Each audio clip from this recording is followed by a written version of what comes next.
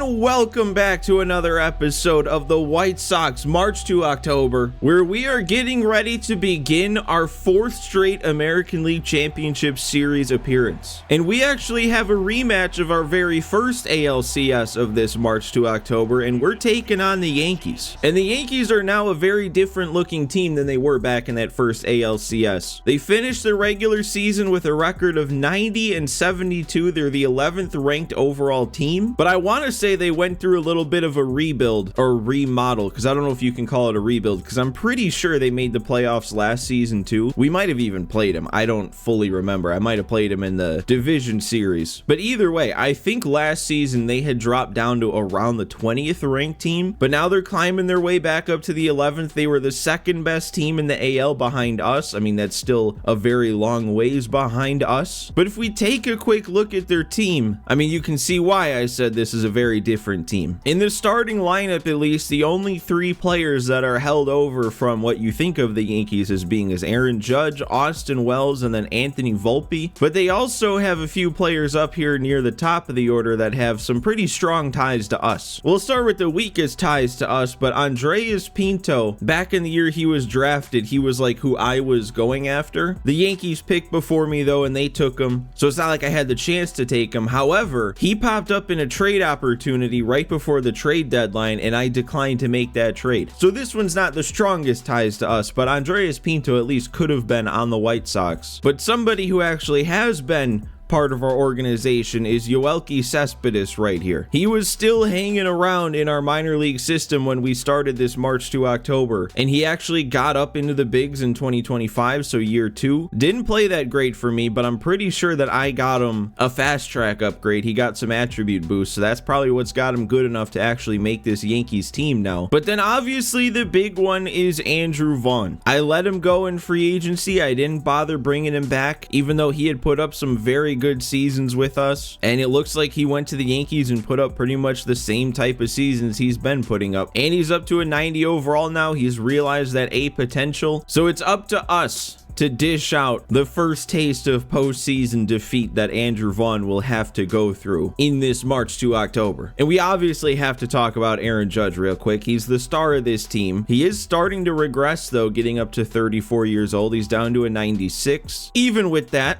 still hit a casual 57 home runs in the regular season. And I'm not going to go over to the awards tab to spoil it, but I would not be surprised if he was the MVP of the league. And then taking a look at their pitching, they do still have Garrett Cole. He's 36 years old now. He's down to an 86. 86 is still a good overall though, and he's still having good seasons. He's actually had 4 straight 240 innings plus with I guess highest of 277 ERA in this March to October. That's crazy. I feel like pitchers, especially pitchers on other teams, they don't always sim this consistently well. Their highest overall starter though at this point is Casey Mize. He kind of wasn't that great in the regular season, but he does have a 5-pitch mix still. Could be tough to hit when we have to face him. It looks like we'd be facing him in game 3. And the rest of their 3 pitchers all under an 80 overall. None of them really look that great if we quick look at all of their stats here. Best ERA of the 3 was the rookie Chase Hampton at a 498. Carlos Rodon got relegated to the bullpen, and he's their only lefty out there actually. And I don't know, I wouldn't say their bullpen scares me too much. I mean, Scott Efros can have a tough release point. Feel like same deal with Ron Marinaccio. Johnny Lasagna, he could end up being difficult, but I feel like I've hit him pretty well recently. And then their closer Ian Hamilton, I mean, his attributes do look really good, but he does only have a 3-pitch mix. And checking in on our roster, there have been no changes to the roster either hitting or pitching wise, so we're looking identical to how we looked against the Twins, which is a good thing because we maybe had the most dominant 3-game series I've had against the Twins. So let's get it going here with game 1 of the ALCS. We have a 2-1 lead with Zach Gallen on the mound, 8 punch outs through 6. All right, and here we go. It's Aaron Judge stepping up to the plate, but I do want to take a look at what's gotten us here real quick with a 2-1 game, and their only run has come from a solo shot from Henry Peralta, who was a rookie, who I didn't point out beforehand, but I did go over to his awards tab and he won Rookie of the Year. So guess we can't really overlook that one either. On our side though, we've got a couple doubles, and then Vlad, of course, is going deep. He really is an ALCS star. I mean, he had probably the greatest ALCS I could ever think of having last year, and now he's picking it up again with a homer in game 1. Gallen with the 1 earned through 6, only 2 hits and 8 punch outs, and I think he had plenty of energy left. Yeah, he's over halfway. I mean,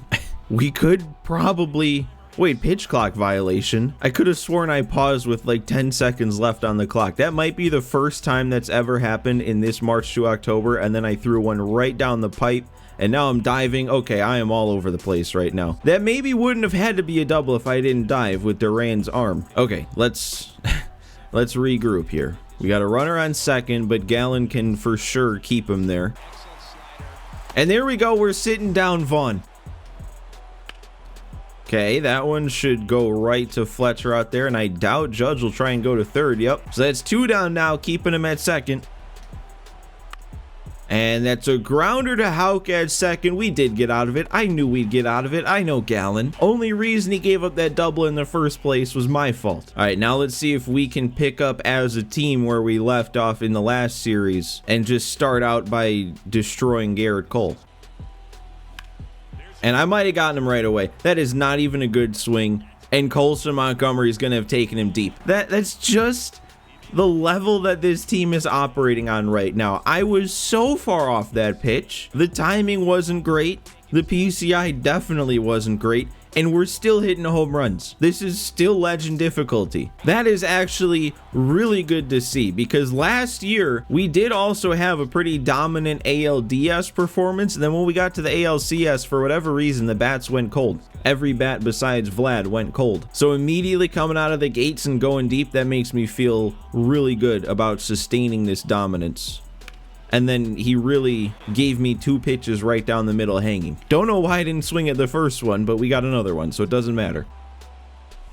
Ooh, and they let me hold up, just missed the zone, and we're putting another runner on here. Already a run across. Now we have 2 on, nobody out. Jordan Lawler's coming up, and they're going to a new pitcher. Who are they going to? Scott Efros. This was the dude I pointed out as being potentially difficult. He does have a weird release point, even if he is only like a 70 overall, I think it was. Ooh, the circle change got me. Yeah, Efros is tough. I battled, fouled off a couple pitches, but he's got a weird release point, and the way that everything kind of floats in, I don't know, it's funky. Might be able to see it better though with a lefty up, hopefully. And that's the exact sort of thing I'm talking about, man. That slider combined with his release point has just a break you can't really pick up. I mean, there's a reason that Efros was a Nationals March to October legend last year. Dude was unhittable. God, even when I think I'm slowing the bat down, I am not at all. I can't pick up that pitch. And nope, I'm jammed because I waited back too far on a circle change. He really just did come in and shut down what I had going, but at least not before Montgomery went deep to add on to our lead. And then I don't know, hopefully we won't have to face Efros next inning. In the meantime though, we can leave Gallen out there now that he has an extra run of cushion. I mean, this is pitch number 100 right there, but I'm more concerned with where his energy's at. And actually, I'm not concerned at all with where his energy's at because it's still plenty in the green. And there's another punch out. What we have to shoot for here, if we can finish the game with Gallen, would be his 5th straight 9-inning outing in the postseason, dating back to last season. Now, I say 9-inning outing and not complete game because one of those went to extras and he didn't complete the game. And the circle change gets him way out in front of it. That was a really good pitch right there. Ooh, but a base hit from Volpe. That actually might have an impact on if I bring Gallen out next inning. I still want to finish this inning with him. Well, and 3 pitches later, we're getting Pinto striking out anyway. So who knows, man? Gallen might finish this one too. And they did take out Efros for me. So, I mean, if I can add more runs to this lead, for sure we'll leave Gallen in. Ooh, I actually made a really nice swing on that. 109 off the bat. That is such a shame it was right to him. Such a shame I got on top of it. Vladdy could have driven that the other way if I got behind it. That's too far under it now for Robert, even with 96 power. I mean, I'm not gonna lie, this dude has a little bit of a weird release point too. So this might just be a bullpen full of guys who kind of have funky deliveries and good movement. Yeah, like it's almost crossing my eyes as he's releasing it for some reason. Well, that one didn't cross my eyes, and I came very close to a good swing there, but I guess we're gonna get sat down 1, 2, 3 in the 8th. I could still leave Gallen in. We'll make sure we've got Crochet getting up and ready, but I want to see if I can complete another game with Zach Gallen. We gotta hit our spots though, bud.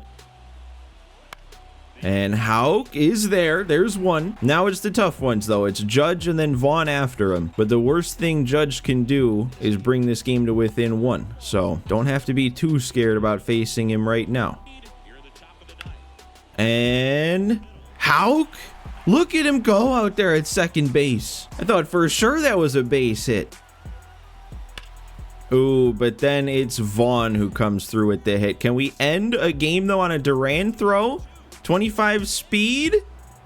Didn't quite get behind the throw. If we did, I think we hose him down there. Well, I know we're 1 out shy, but I'm not gonna risk anything that I don't need to risk here. Gallen will go 8.2. Everything points to bringing Crochet in here. I mean, obviously he's our closer to begin with, but there's a lefty coming up at the plate, so let's just go ahead and try and make quick work of him. Crochet's first appearance of this postseason so far, so hopefully he's not rusty.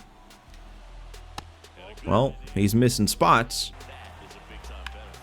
And another one to Houck. Fitting that he makes all 3 plays in the inning to end it. I mean, not quite the same level of dominance we had though against the Twins. Only the 1 run put up, when I'm pretty sure I put up like at least 3 or 4 in all 3 games in the last series. Maybe more even, I don't quite remember. But it's still a win, and a win is all that matters. Our postseason winning streak continues to grow. I think that's 25 wins in a row in the playoffs, dating back to our 2nd season. So now let's see about game 2 at home. We're losing this time. Okay, so we're not going to be getting handed this one quite the same way. We got to do a little bit of work ourselves. I'm not worried though. So let's just get right to it then. We're going to have a runner on first, Robert up, Chase Hampton on the mound, who I think was a rookie for them that had that 4.98 ERA on the season, so I shouldn't be scared of him. I think my plan should be to just go deep and take the lead in this first at bat with Luis Robert Jr. What do we think? I do just want to see real quick. I know it's only 1-0, but man, they've barely had anything going either. Only 4 base hits, no extra base hits for them, and no extra base hits on our side either. It's 2 singles, 1 from Robert, 1 from Houck. We've got 3 walks on the board, but nobody's come through with the big hit to bring him around. Jake Eater, though, another dominant outing for him. 11 strikeouts through 6 so far. So I'm pretty sure that's another streak we've got going now, is now 5 starts in a row in this postseason. We've had our starting pitcher get to double-digit strikeouts, but it's just fastball, slider, curveball, circle change for this Chase Hampton. Very basic pitch mix. Very basic release.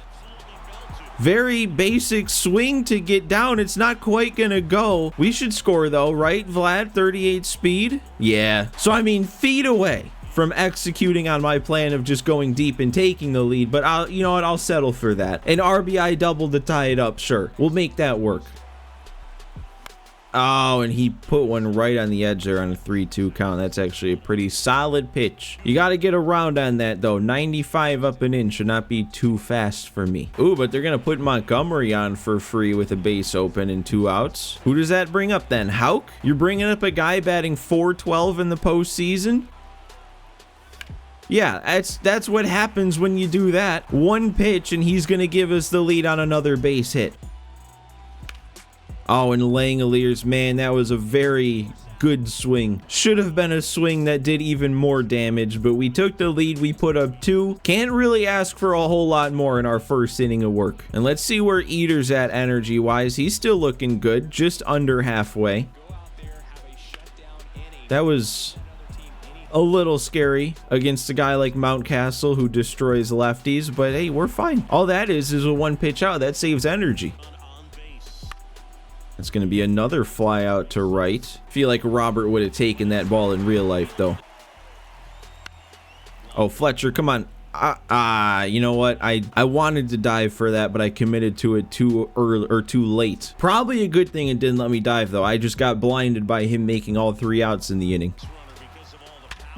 Ooh, and now a perfect swing from Volpe? Really? With 2 outs, we're letting this happen, Eater? All right, we get the 9-hitter on a curveball in the dirt, though, so no harm with those 2 2-out base hits. I might just call it there for Eater, though. We'll be content with that outing. And Lawler, we got to run this out. Oh, yeah, it's going to get through anyway. It's a great way to start an inning, get 99 speed on base for the leadoff hitter to come up. I wish he had just a little bit better of a stealing rating, because it's only a 39 right now. But with his speed, if he could just get a reliably decent jump, he'd be able to swipe so many bags easily. And now we're really doing that, getting fooled by the circle change and it's staying in the zone. I don't care. I can't resist the temptation. I gotta try and swipe second. See if, nope, we can't take a lead. The second I press to take a lead, before the lead even kicks in, we're gonna get the pickoff attempt. Still gonna go for it, though. Oh, we didn't even get the chance to take a lead. We're gonna get in there, though. Okay. Oh, that's not going to get down, is it? I really thought I got a lot of that with Hayes. I'm going for third, though. Oh, that's a good arm. We're still in there. Really taking advantage of this 99 speed. Oh, and Vlad. Oh, my God. You can't do that. You cannot hang your curveball against Vladimir Guerrero Jr. of all people. That's another home run now in the ALCS. He might have a streak going. I think he went deep in every ALCS last season. So if he did now, that's a 6-game ALCS home run streak. Robert going the other way? That has some carry to it. Oh, not quite enough, though. Not quite enough, but we add on 2 more. We're starting to feel like we have a commanding lead, just 6 more outs to get. I am going to take Eater out, though, like I said. We'll give Clay Holmes a chance to take on his former team here. And hey, this is probably going to be one of the last times we see him in a White Sox jersey. His contract's running out after this season's over, and I don't really anticipate bringing him back unless we can for cheap. He's also been trending downward pretty much ever since we got him, but whenever I use him, he's dominant. That's all I care about right now. There we go. We got a chase. He wasn't biting. Threw a couple of pitches out of the zone like that, and he wasn't biting until then. And there's Aaron Judge just doing his thing when it comes to being playoff time. 3 outs to get to go up 2-0 in the ALCS. We do have another 3 outs of our own, though, to try and add on to this lead. So let's see what we can do. Make this even more of a guarantee. Oh, and yep, Ezekiel Duran is up to the task. Another perfect swing, another home run for us. Now it's no longer a save situation anymore. And I didn't even realize that was the first time Duran has gone deep in this postseason yet. So we're just adding to the amount of players who have hit a home run so far. I wonder who all still needs one. I don't know if Houck's gotten one, even though he has a very high average. I don't know if he's hit any out. I also don't think Lawler has. But that could be it in our starting lineup. Or maybe Fletcher. Fletcher probably has neither. All right, we'll take a walk then after the home run, and that brings up Colin Houck. Let's swing freely here, Colin. Take some hacks. You know what? I actually am. I'm gonna try power swinging here. I never do that, but let's try and get Houck on the board when it comes to homers. Oh, we actually did it. A hanging slider, a perfect on a power swing, and Colin Houck now has a home run to his name too. Yeah, this is more like it. This is more like it. A 7-run performance here in our 3 innings of offense. Everyone's doing something, it feels like. And we actually still don't even have an out yet this inning. They did go to Scott Effross again here, which actually I'm kind of all for in a situation like this. Like, we've already got this game wrapped up. If they want to waste some of his energy, this is a great time to do that. Let's see if we can waste his energy. Or maybe I can just figure him out. Okay, well, maybe not quite the figuring out part, but that was a decently long at bat. Lawler, that's a good swing. That's a shame that doesn't get down, though. It's probably the best swing I've had against Effross. Ooh, and Fletcher, that's not quite going deep, but it's good to see him get going, and Judge is tumbling in center. Are we going to get 3 on this? I'm not going to push it. I mean, not like we have to play it safe on the base paths. It just didn't look like we had that great of a chance of getting there. Oh, and Hayes. I think that's how Efros got him last time too. Jammed late on a circle change. We're just gonna go ahead and go to Phil Maton then to bring this one across the finish line. 3 outs to get 6 runs of cushion. See, and why is Andrew Vaughn making it so difficult, man? He's fouling off pitches. Now he took that one. He took a nut. There we go. All right. And 1 pitch is going to get us a pop fly to center. There's 2 down. And then Austin Wells is going to go ahead and be the final out of game 2. Another good win. Another great win. I mean, anytime we're hitting 3 perfect home runs, you know I'm on my game. All right, so there we go. Another 2 home games wrapped up in another postseason series that we're not going to be able to win at home. Or I don't know. I guess I shouldn't speak too soon. It would just take 2 Yankee wins to get this one to come back to Chicago, and I just don't see that happening. But you never know what the CPU might throw at us. We might load into this next game down 6, which I guess even if we're down 6 doesn't automatically mean we lose because I keep seeming to score 7 runs. But let's see what we got. Game 3 on the road. We're going to be winning 2-1. Dodgers have brought the NLCS back tied at 2, but that's good. I want to see the Dodgers matchup. That seems like the matchup of destiny this year. But for now, that's where we're going to go ahead and leave things. We should hopefully be able to wrap up this series in 2 games in the next episode. But until then, guys, make sure you hit that like button if you enjoyed. Subscribe if you haven't already. But thanks for watching as always, guys. Thanks for hanging out with me, and I will see you next time.